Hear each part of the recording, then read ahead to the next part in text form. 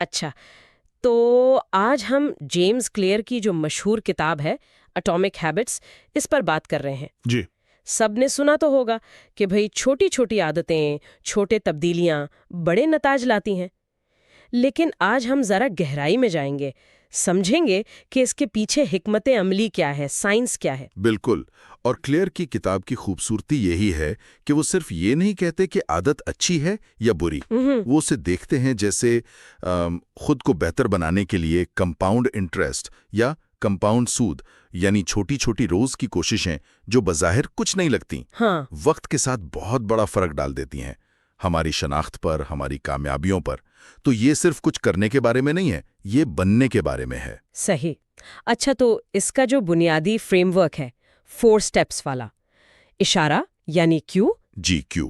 پھر خواہش یعنی کریونگ، پھر رد عمل رسپانس، اور پھر انعام یعنی ریوارڈ۔ یہ تو ٹھیک ہے، لیکن جو زیادہ اہم بات وہ کرتے ہیں وہ ہے اہداف کے بجائے سسٹم پر توجہ دینا۔ ہاں، یہ بات اکثر لوگوں کو تھوڑی کنفیوزنگ لگتی ہے۔ بھئی گولز تو سیٹ کرنے چاہیے نا، پھر سسٹم پر اتنا زور کیوں؟ دیکھیں، یہ بہت اہم فرق ہے۔ اہداف تو ہمیں بتاتے ہیں کہ جانا کہاں ہے، ٹھیک۔ لیکن سسٹم وہ راستہ ہے، وہ پروسیس ہے جس سے ہم وہاں پہنچتے ہیں۔ کلیئر کہتے ہیں کہ دیکھیں، جیتنے والے اور ہارنے والے، ان کے اہداف تو اکثر ایک جیسے ہی ہوتے ہیں۔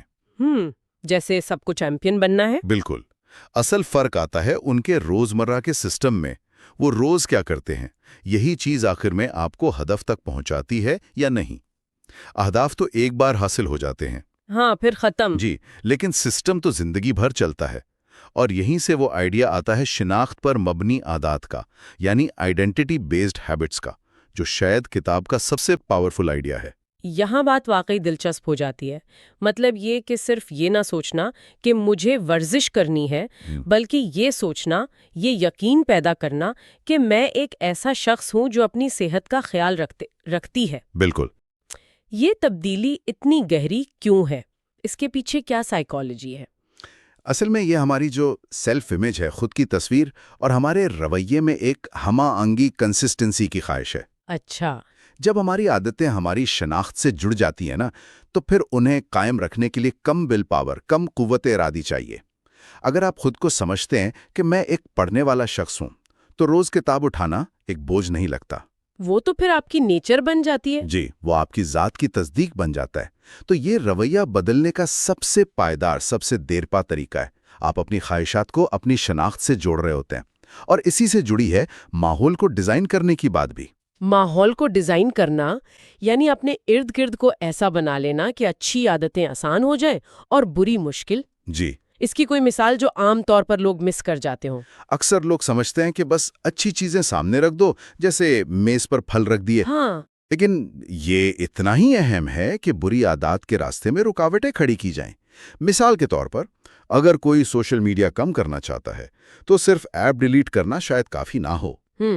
فون کو دوسرے کمرے میں چارج کرنا، نوٹیفیکیشنز بند کر دینا، یا شاید کچھ وقت کے لیے انٹرنیٹ ہی بند کر دینا، یہ ماحول میں فرکشن یا رکاوٹ پیدا کرتا ہے۔ اچھا، جس سے بری عادت مشکل ہو جاتی ہے، تو آپ اپنی ول پاور پر کم انحصار کرتے ہیں۔ یہ بہت پریکٹیکل بات ہے۔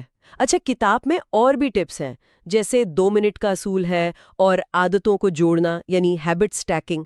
یہ بڑی سادہ لگتی ہیں، لیکن یہ اتنی مؤثر کیوں ہیں، خاص طور پہ 2 منٹ والا اصول؟ 2 منٹ کا اصول صرف شروعات کے بارے میں نہیں ہے، یہ اس سے تھوڑا زیادہ ہے۔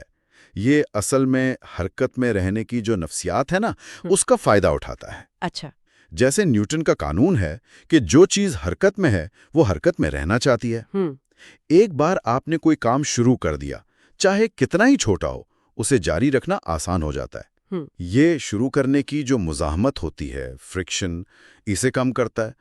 اور ہیبٹ سٹیکنگ یعنی عادت کو جوڑنا، وہ بھی اسی طرح کام کرتا ہے۔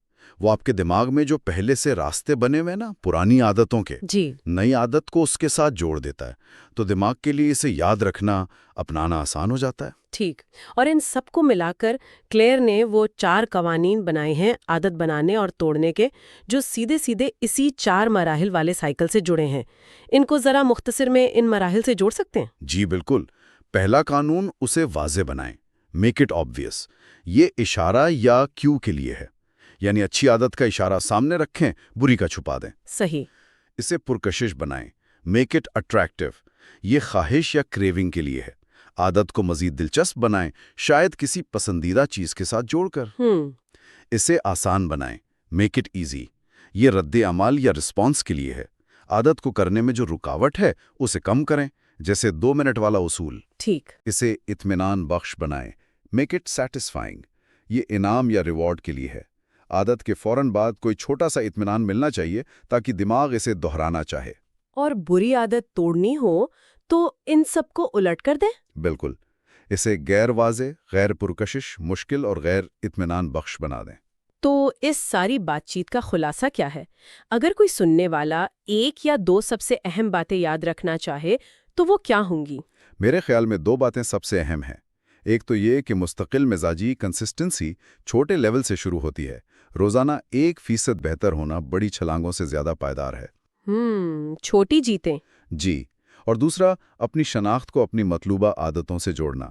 یہ لمبی کامیابی کی کنجی ہے۔ آپ صرف عادتیں نہیں بنا رہے ہیں، آپ ایک طرح سے ایک نیا آپ بنا رہے ہیں۔ بہترین۔ اور جاتے جاتے سننے والوں کے لیے کوئی ایک خیال یا سوال جس پر وہ سوچ سکے؟ ہاں ضرور، یہ سوچنے کی بات ہے کہ ہماری روزمرہ کی چھوٹی چھوٹی عادتیں جنہیں ہم اکثر سمجھتے ہیں کہ کوئی خاص فرق نہیں ڈال رہی، جی، وہ اصل میں خاموشی سے ہمارے زندگی کی سمت کیسے طے کر رہی ہیں، اور ہم کون بن رہے ہیں یہ کیسے طے کر رہی ہیں۔ تو سوال یہ ہے کہ کیا آپ کی موجودہ عادتیں اس شخص کی مدد کر رہی ہیں جو آپ بننا چاہتے ہیں؟ یہ صرف پروڈکٹیوٹی کا سوال نہیں ہے، یہ خود کو سمجھنے کا سوال ہے۔